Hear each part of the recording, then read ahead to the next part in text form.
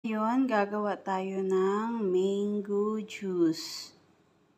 Pag may mga hinog na masyado kayong mga mangga, pwede na natin gawing juice. So, ayan na yung hiniwa nating mangga. Lagyan lang natin ng 1 cup of water para hindi masyadong malapot. Kasi kung walang tubig, malapot na malapot siya, lagyan natin siya ng fresh milk.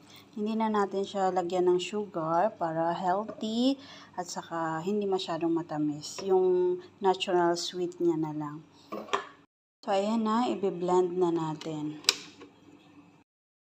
Dadagdagan ko ng fresh milk kasi sobrang lapot siya. So, ayan na.